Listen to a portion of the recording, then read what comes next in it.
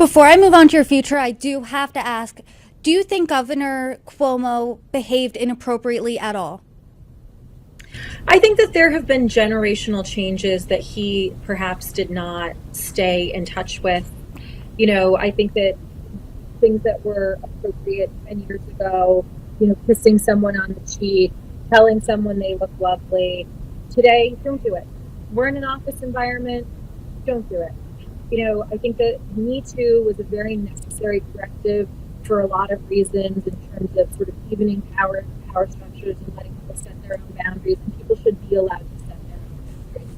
But that said, I don't think that those things warranted overturning a duly elected governor and calling for resignation. And before we move on to this topic, I think this is really important.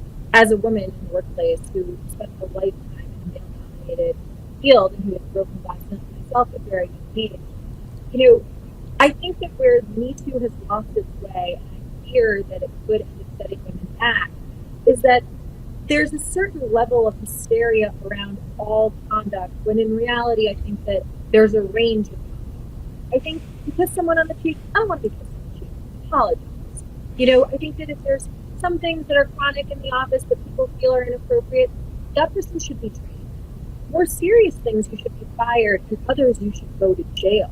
But where I think we've lost our way, and I write about this in the book, is that at least in the spring of 2021, and I've seen it in other instances too, we act as though a kiss on the cheek is tantamount to sexual assault, and it gets thrown into the same pile, and people should resign.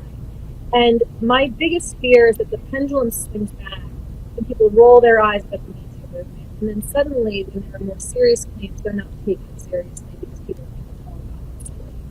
And so I do think that there were generational shifts that he was not in touch with.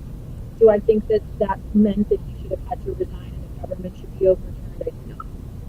To your point, and something that you said in the book, I want to quote and then get your reaction on it. You wrote this: Me Too twisted itself into a pretzel with a one-size-fits-all approach to allegations, despite their degree of severity. You mentioned earlier that you feel like Me Too could be swinging the pendulum away from women. So where do we go from here? I think we have to have the conversation, and I think we have to have it honestly, and I think we have to have it with a very level head, and it needs to be driven by women. This is not a conversation that can be driven by men. But I think that there are a lot of female reporters, female opinion leaders who are doing us all a great disservice by any time a woman says, I feel uncomfortable jumping to this person is Harvey Weinstein. And I think we need to start to introduce a little bit more nuance at the top with women like you and women like me and others who are in the dialogue in a more meaningful way, and acknowledge exactly what I just said. And if people disagree with me, feel free to.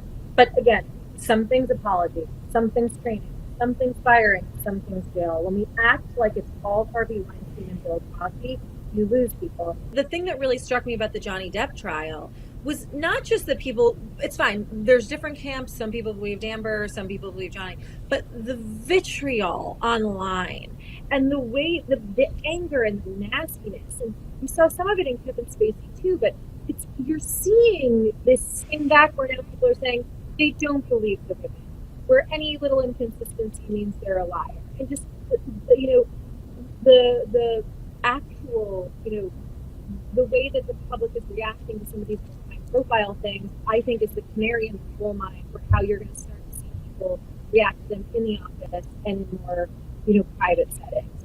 And so I think until women of stature start to have this conversation and sort of help lead the country through this next step, I think you could end up seeing it actually hurt women ultimately, as opposed to do what it was intended to do, which is to advance our rights.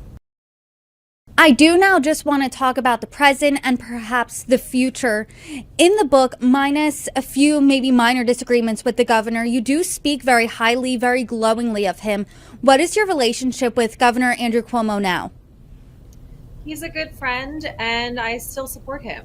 And I think that the state was done a great disservice when our government, our administration was taken out. And now you look around and you see the migrant crisis, you see deficits that are ballooning, you see post-COVID, New York City has still not come back, too many vacant storefronts. And I think the people of New York lost. And so, as I've said before, if he were to run again, I think it's time for me to chart my own course. I don't plan to work for him again, but I would support him in any way that I could. A, do you think he's planning to re-enter politics? And B, what are your political aspirations?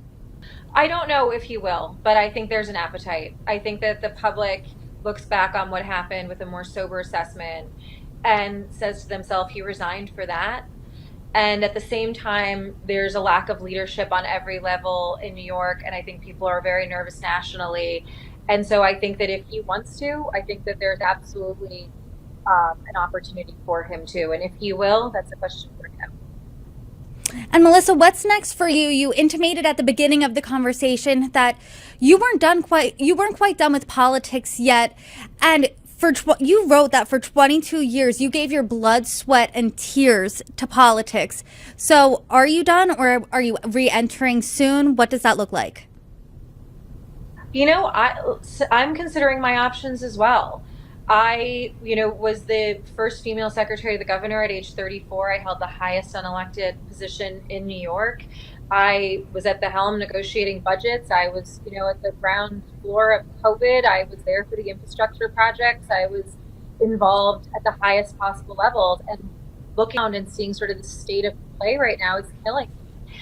And I have been very critical of the current administration publicly in the media. And I also understand, as someone who's been in this world for a long time, put up or shut up. Talk is cheap. So, I'm considering my options moving forward, and that may take me, to try to make a run for it. Who knows? But I know that I'm not done yet in public service, and what form that takes will see.